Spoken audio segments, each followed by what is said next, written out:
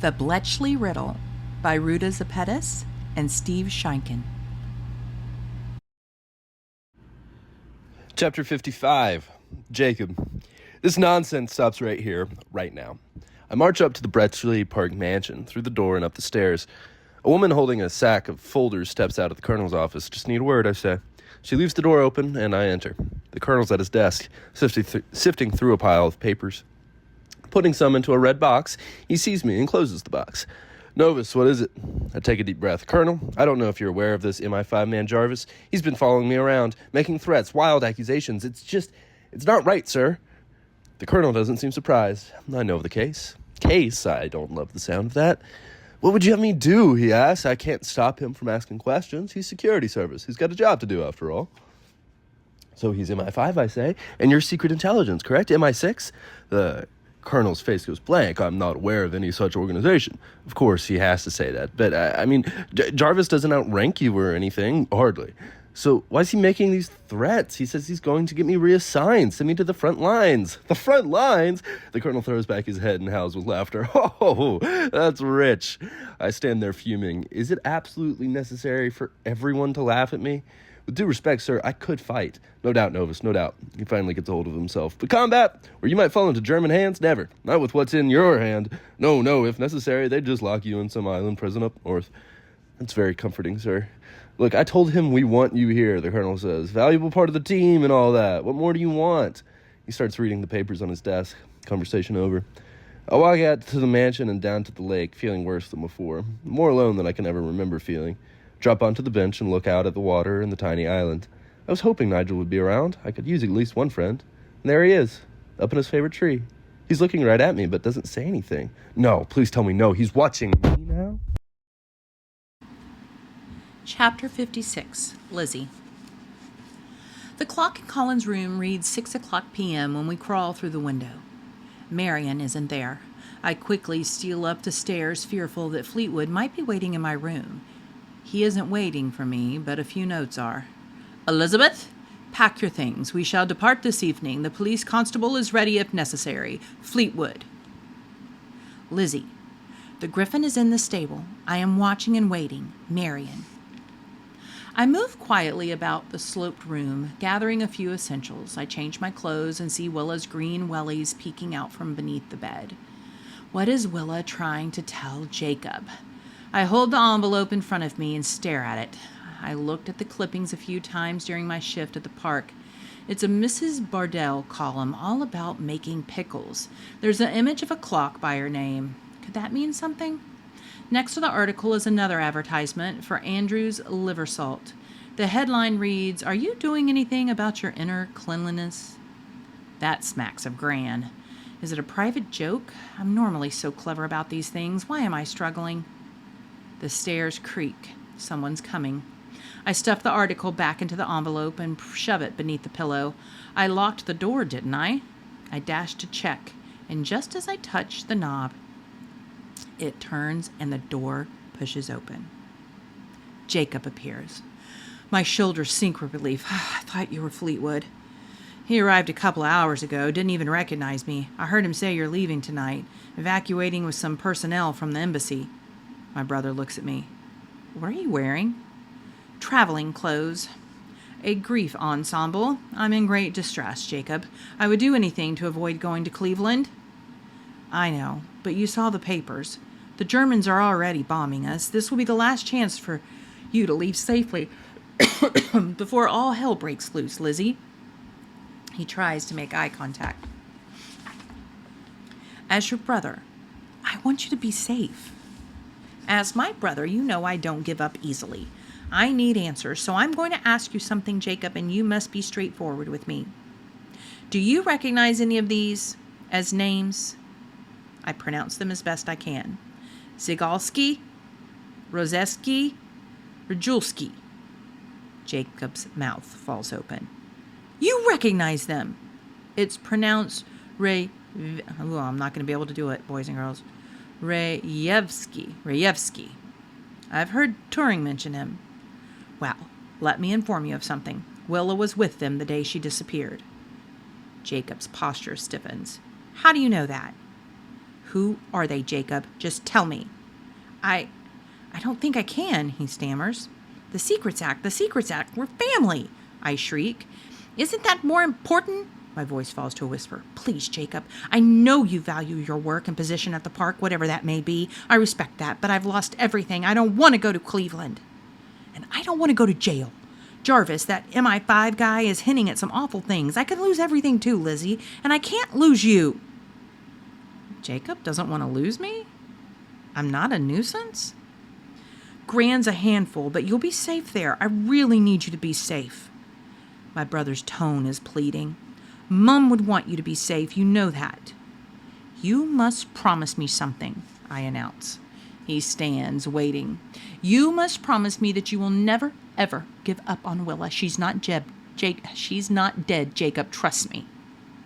He shrugs near tears. Right now, the only thing I understand is there's so much I don't understand. His sad frustration makes my heart hurt. I pull the wrinkled envelope from beneath the pillow and hand it to him. This came for you last night. You've been hiding a letter from me? I just swore to Jarvis that I didn't receive any letter. Well, you didn't, I shrug, not until now. Jacob looks at the envelope. And you opened it? This is addressed to me. A technicality. It pertains to both of us. Look inside. My brother pulls the clipping from the envelope. He swallows. Yes, another clipping, and look at the date. It's from last week. We don't know it's from her. Anyone could have sent this. It's the same column, and it was sent here to the Mutton, not to the London address. She's alive, Jacob. But there are no pinpricks, no code this time, except instead of a return address, it says 53. That means something. Lizzie, no one can know about this. Do you hear me? It could be a trap. It could... Beyond the door, we hear the screech of the stairs. Boom, boom. Jacob jams the letter and envelope into his pocket. I'm indisposed. I'm not decent, I yell. I need to speak with Mr. Novus. Open the door.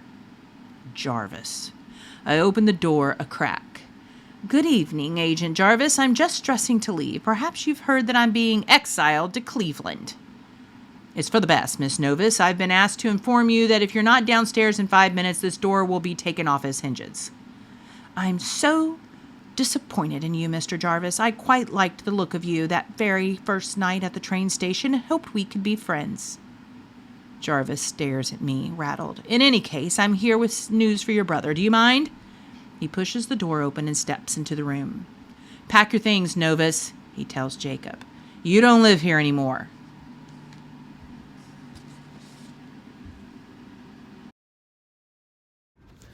Chapter 57. Jacob. What do you mean pack my things? I asked. This is my room. I've made other arrangements. Where am I going? Just get packed, he orders. What's the idea? Am I being watched? Stuck somewhere where it'll be easier to tell if anyone comes to see me? Jarvis nods. Makes sense, doesn't it? People with no business here drop in to visit you. Mysterious letters arrive, then go missing. You can't do this, I protest. Go cry to your boss, he says. See how much good it does. Lizzie jumps in. You can't speak to him like that. She spins towards me. Jacob, don't let him speak to you like that. Mrs. Stillsbury's voice calls from the stairs. Her tone lacks its usual sparkle. Lizzie, it's time, love. You must come down. Lizzie looks daggers at Jarvis. If it's meant to chase him off, it fails. She throws her arms around me. Goodbye, Jacob. I'm sorry about everything. Me too, Lizzie. I grip her tight. For weeks I've been wishing my sister would just leave me alone. Now I don't want to let her go. I've been horrid to you. I'll make it up somehow. Jarvis checks his watch. Safe travels, Lizzie, I say. Give my best to Gran and get feet wart home in one piece. I will, she says, and do wash your socks. They stink up the whole room. You're better than that. My shoulders shake with laughter. No one can break me up like she can. Let's go. Get packed, Jarvis tells me. Be down in half an hour. He starts down the stairs. Lizzie follows with her suitcase. I kick the door shut. Take a look around my room. It's a shame, really. I've grown fond of this little closet. Honestly, don't believe it smells of socks. I take a deep breath. What I mainly smell is soap. Lizzie's soap. I wipe the start of a tear from the corner of my eye. I'd better start packing in a minute. As I sit down on the bed, I feel the crinkled paper in my pocket, the piece of newspaper Lizzie gave me. I pull out the article and unfold it. Chapter 58. Lizzie. I descend the stairs slowly, allowing each wooden plank to shriek with complaint. It must be dramatic because, after all, this is dramatic. I'm a young woman being torn away from all promise, all community, and the only homeland I've ever known. I take a breath at the bottom of the stairs and proceed into the pub with the suitcase. Marion is waiting. She bows her head. But where's Colin? Fleetwood sits at a small wooden table with Mr. Barrycloth, who laughs as I enter. What on earth is she wearing? Barrycloth exclaims. I can hardly see him through my black veil. Oh, let me say that again, because that was not spoken. That was just Lizzie talking in her head. So Barrycloth exclaims, What on earth is she wearing? I can barely see him through my black veil. The black dress and veil, it's mourning attire, says Marion. Please show some respect, Mr. Barrycloth. Yes, I am in mourning. I lay a hand to my forehead. I'm a war orphan. Life has taken everything from me, and now you're tearing me from my brother and my friends. You and Gran are the epitome of cruel, Mr. Fleetwood. You wield your sickle without mercy. You may have won this match, but never underestimate the intellect and guile of a woman with goals. Marion nods. Woman? Women? A woman? Laughs Fleetwood. I don't see a woman. All I see is a petulant child. This dramatic behavior, wheezes Fleetwood. This reassures me that I was of sound mind never to have children.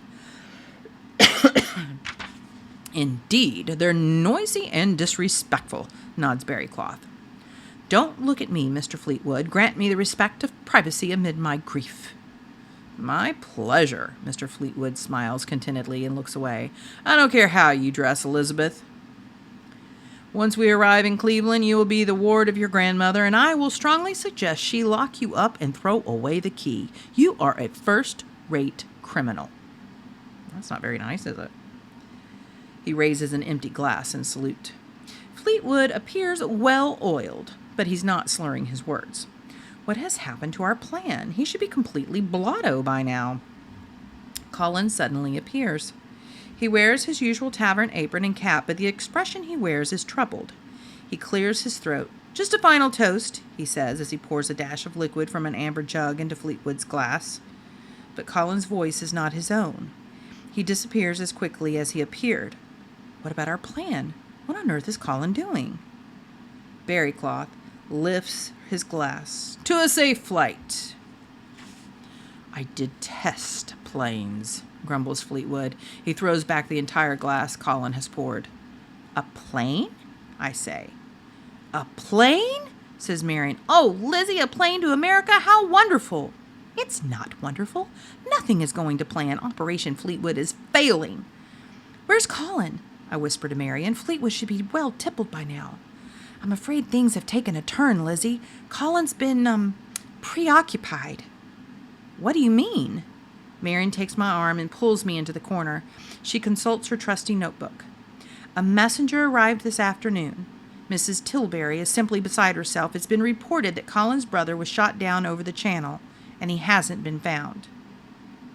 The walls of the room suddenly begin to fold. The echo of no screams in my head. The echo of no screams in my head. Marion gently takes me by the shoulders. It's a terrible blow, but we can't lose hope. You must be strong, Lizzie. I will never forget you. Colin? I whisper. Colin's out back. He says he's not good at goodbyes.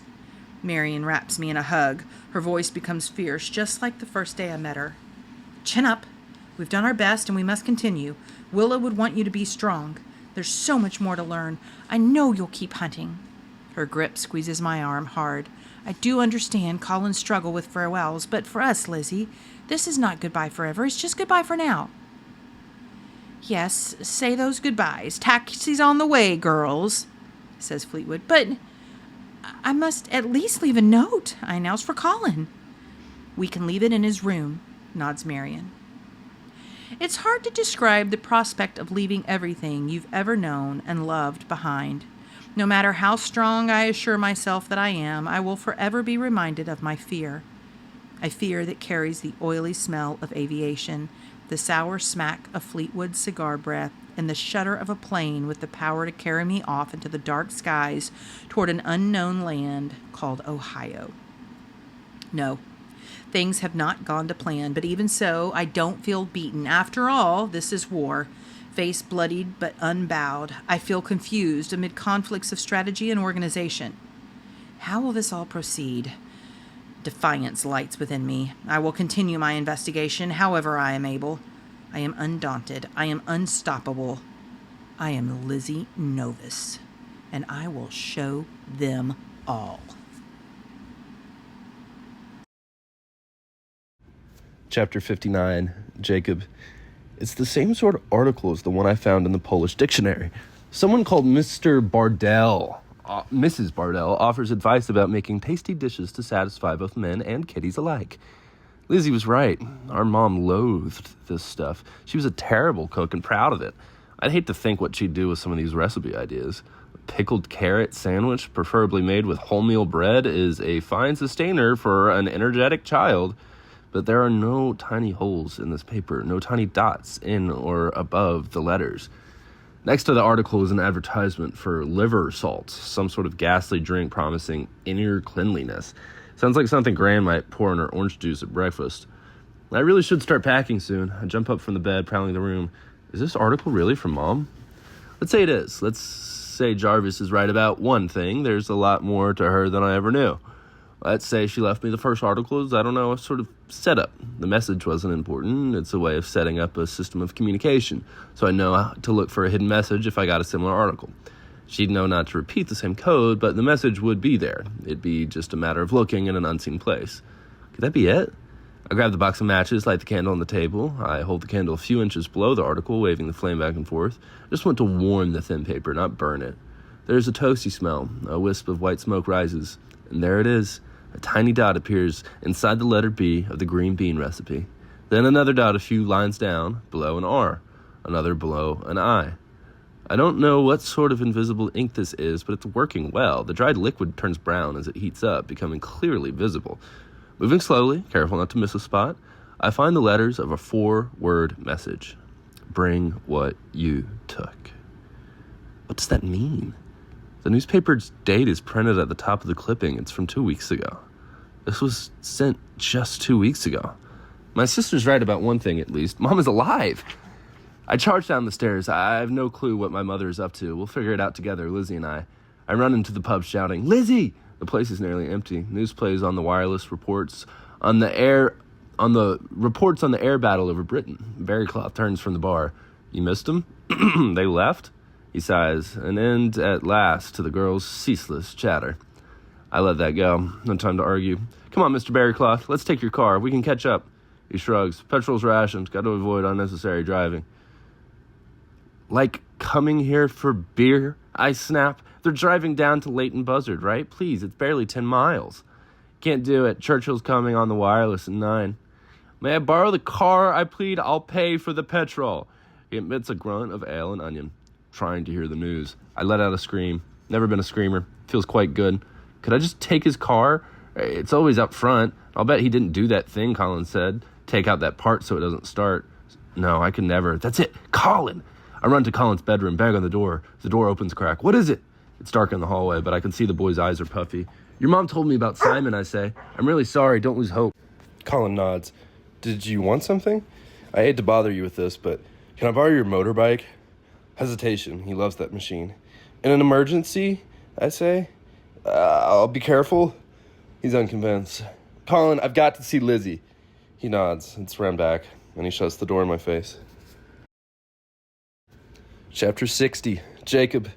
I tear down the road of Bletchley, hunching over the handlebars, the bike engine screaming, my hair dancing in the wind. I race through the village of Stoke Hammond, swerving around a bus as it stops for passengers. Slow down, the driver calls out his window. Not a chance, my good man. The bike goes like a dream. I fly past cars, past boats on a canal, past farmers in their fields. Up ahead is a man on a bicycle, a thick man in a military policeman's uniform. Can it be? Yes, it's Reg Ribchester. I whip around him like he's standing still, leaving him behind with a wave and a cloud of dust.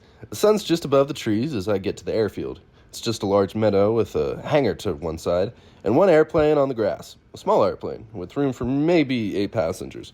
Its 2 propellers spin as the plane taxis to the edge of the field. I lean the bike on the side of the hangar and run onto the field. Lizzie, wait! As the plane turns, I see the unmistakable figure of Fleetwood through one of the windows, slumped on the glass, fast asleep. "Lizzie, you were right," I scream. She probably can't hear me, but I've never been so glad to say these words. "You were right, Lizzie, you were right." Through the window in front of Fleetwood's, I see her ridiculous black outfit. I jump and wave my arms, running towards the plane. "Mom's alive! Come back, Lizzie! We'll find her together!" The propellers roar, the plane darts forward, accelerating as it bounces down the grass. I give chase quickly, losing ground, knowing it's hopeless. The plane lifts into the air and skims over the trees at the edge of the field. Orange sunlight glints off its metal wings as it banks towards the west. I stop and bend over, hands on my knees and panting. Lizzie's said all along that Willa is alive. I've done nothing but contradict her, undermine her hopes. Colin was right. What a lousy brother. Chapter 61, Jacob. I step out of Hut 2 into a gray, drizzly morning, balancing 3 mugs on a tray. A motorcycle swerves around me on its way to the mansion. I carry the tray into Hut 6 and down the corridor to our little room. Beryl and John get the tea. "Cheers," Beryl says. John yawns. "This is our routine now. We work all night. We help find the day's Luftwaffe Enigma settings. Then we sit down, waiting to hear, 'It's coming out!' from the decoding room down the hall. We need to know we've done all we can for the day. That for one more day, the RAF commanders will have the German plans. I take a sip of what passes here for coffee. Has to be soon. Operation Sea Lion. John's got his feet up, eyes closed. "Really, Professor?" "He's right," Beryl says. "Hitler's trying to knock out the RAF. Trying to get control of the skies over the English Channel. He needs it to get his army across the water, but he needs calm seas as well, and he won't have that for more than another couple of weeks." "Summer's over," I say. "It's got to be now," which makes me think of Lizzie. It's a week since she's left. I'm glad she's safely away from the war, but I miss her. Never thought I'd say that. The eyes, the hair, the elbows, even the endless questions. I miss it all. "You must promise me that you will never, ever give up on Willa." That line of hers clobbers me over and over. But what can I do? "Bring what you took." Bring what? Bring it where? When? I've searched the Mrs. Bardell article 20 times for additional clues. No luck. Finally, in the ad for liver salt, I found 7 more dots of invisible ink. Goulash. That's what the letter spelled. Goulash. As in beef stew with loads of paprika? My father's favorite dish? I have no idea. I can read Hitler's secret orders, but can't make heads or tails of these 5 words for my mom.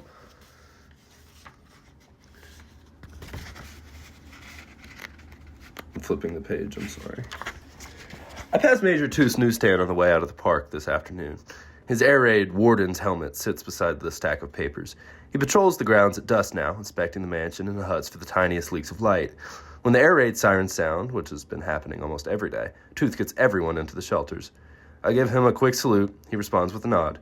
There's no sign of Nigel. He's been keeping his distance. Watching me, I suppose. No hard feelings. He's scared like the rest of us. I even left him a coded invitation to my new home, a blackberry wrapped in a cloth. I put it in the pigeon loft where he's sure to see it. The kid can't resist a riddle. Or so I thought. He hasn't been out to see me. The dirt lane to my new billet is lined with trees and thorny bushes, barely wide enough for one car. This new room of mine was arranged by Jarvis. He makes no secret that he wants me isolated, that he's keeping an eye on me. He's even got a second agent, a short-cap chap called Digby, who watches me from by his car. Message delivered. You're not trusted, Novus. If anyone comes to see you, I'll know. It's about 2 miles to my new home, a cottage with a thatched roof surrounded by tall grass and gnarled apple trees. Mr. Barryclaw's 2-seat motor car is parked out front, which makes sense. This is Barryclaw's house. The front door opens, and out steps the man himself. The tweed jacket, the glorious puffs of white hair, an envelope under his arm. There's bread on the table, he says. Only 1 spoon of marmalade this time, if you please. You're too kind. He stiffens. You know, I had no desire to take in boarders. You've made that clear enough, Mr. Barryclough. I'm only doing it at Agent Jarvis's request. He opens the door of his car. My bit for the war effort. Of course, it's not like housing a real soldier. Barryclough revs the engine and chugs towards town. He's clearly not been removing that part from his car when he parks. Colin would not be pleased. I go inside, let my eyes adjust to the dark. The rooms are small, with plaster ceilings sagging between wooden beams. There are piles of stuff everywhere, books and newspapers, loose papers and boxes, grubby plates. On the wall of the sitting room is a striking portrait, a thin woman with perfect posture and laughing eyes. My wife, Barryclough, told me the day I arrived. Annie. We stood together in front of the picture. His whole face went soft. For a moment, I liked him. Passed away, he said, some years ago. I'm sorry. He grunted, straightened a stack of newspapers. Look at this mess. The maid took work at the munitions factory in High Wycombe, and thanks I get for hiring her. And then he launched into the rules of the house. I may not have guests. I may not use the fireplace. I am never to set foot in his study. I may take one hot bath a week, and the water may reach only to the crusty stain ringing the inside of the tub. I've had my bath for the week, so that's out. I fall into a chair in the sitting room, permitted when the master of the house is away. I pick up a book and read for 5 minutes and drift off, till I've woken by a knock on the back door. I knew it! He solved the berry cloth riddle. What a clever kid. Nigel, I say, reaching for the doorknob. I hope you brought your chess set. I open the door. It's not Nigel. Chapter 62, Lizzie. Shocked. That's how I'd describe the look on his face. But how can he be shocked? My brother has known me for all my 14 years. Did he really think that I would allow Gran or someone like Fleetwood to control me? Jacob! Snap out of it. Jacob! He blinks, dazed. But I saw you on the plane. Did you? Yes, I saw that ridiculous black outfit with the veil you called my traveling clothes, my grief ensemble. A wonderful disguise. Disguise? Oh, Lizzie, no, you didn't. Of course I did. Going to America was Marion's greatest dream. She was so lonesome for her sister, she was dispatched to that rural outpost called Florida. So we concocted a plan and used Willa's veil from Dad's funeral. Truly fortuitous that I overpacked coming to Bletchley. Jacob shakes his head of curls as if he's trying to make room in his brain. Of course, Marion had to leave notes at her billet and the park explaining her absence. She cited the Secrets Act for her inability to give details. It was wonderfully convincing. I do believe Marion might have a future on the stage. My brother stares at me for several moments. Then he pulls me into a hug. He's squeezing the air out of me in a way he's never done. Could Jacob have actually missed me? He releases his grip and steps back, hands on his hips. So, what of mine did you send off in your suitcase this time? I push past him into the cramped, frowsy cottage. He throws a quick look out the back door before closing it. You're a brilliant mathematician, Jacob, but sadly you're not perceptive. You miss details. If you were perceptive, you would have noted that I don't have a suitcase here. I came to Bletchley with a trunk. Therefore, the suitcase I was carrying was not mine, which would indicate that I was not the one getting on the plane. The suitcase was Marion's. It was all there before you. We swapped clothes in Colin's room under the guise of leaving him a note. Wait, Colin was in on it? Initially, yes, but then Simon went missing and Colin was pulled away from the operation, so we had to improvise. The operation, you mean Fleetwood? Indeed, Operation Fleetwood. Too many nips of old Schnelly. Jacob's mouth falls open, then twists with a laugh. Gran's going to have your hide. I hate that phrase. It sounds medieval. Speaking of medieval, look at this mess. I scan the tumble-down cottage, dishes in the sink, yellowed newspaper stacked waist-high, and a soiled handkerchief next to a sagging armchair. A snotted handkerchief? Really, Jacob? 2 bachelors, yes, but Viola would be ashamed of you. I make my way into what appears to be a study. Lizzie, no, that room is off limits. According to whom? The door is wide open. My brother trails after me, trying to shoo me out. Where have you been these past days? Hiding at the mutton, I say, examining a stack of mail on Barry Cloth's desk. I was worried that Fleetwood might return, so I calculated the exact number of days for each possible mode of transportation he might take. I factored in your brotherly instincts for my safety and decided it was best to hide from you as well. The more pressing question is, why did you race off to the airfield? You feared I had another rock collection in your suitcase? No. I came after you because I found what I think is confirmation, he whispers. Confirmation that Mum's alive. I found a secret code in Mrs. Bardell's column. I whip around. A code? What did it say? Careful, Lizzie. Jacob peeks out the window. This is exactly what they're watching for. You mean the sleepy man in the car out front? I roll my eyes. They suspect Mum is trying to contact us. She is. But Jarvis doesn't know that, Jacob says, and I'd rather not try to explain it. We don't know what she's up to, and if we go down this road, we may wish we never had. I do understand what my brother is saying, but this is an investigation, a search for truth. Of course, a positive outcome can never be guaranteed, but what's the other option? To ignore the situation for fear of being disappointed? If there's a punch, better to take it quickly, I say. You're trying to protect me. I do appreciate that, Jacob. I will accept whatever the outcome is once we know the truth. Tell me about the code. It said, bring what you took. But that makes no sense. All you took were a few clothes and her wellies. I swallow. Jacob doesn't know about the blue leather book I found beneath the floor. Is that what this is about? Willa needs the calendar planner or whatever is inside it? The rumbling approach of an engine curbs our conversation. Jacob darts to the front window and peers out. It's berry cloth. We can't get into this now. But Jacob, we need to talk. Let me see the coded paper. The safest place to show you will be at the park. You have to leave now, out the back. Hurry. He yanks me toward the back door of the cottage. Jacob, can we agree that from this point forward we'll work together? That we'll both be straightforward? I have something to share with you too. Yes, he nods. Meet me in the park tomorrow morning. At the lake. He looks at me with alarm. That hair. Jarvis and his men will spot you a mile away. They'll want to know what we talked about. Good point. I snatch a trilby from Mr. Barrycloth's coat rack. I look at the hat. I've seen women in the park wearing men's clothes, trousers, and even suspenders. I quite like the look of it. I'm sure Mr. Barrycloth won't mind. I twist my mane up into the hat. Until tomorrow, then. A car door slams. Jacob shoves me out the back door.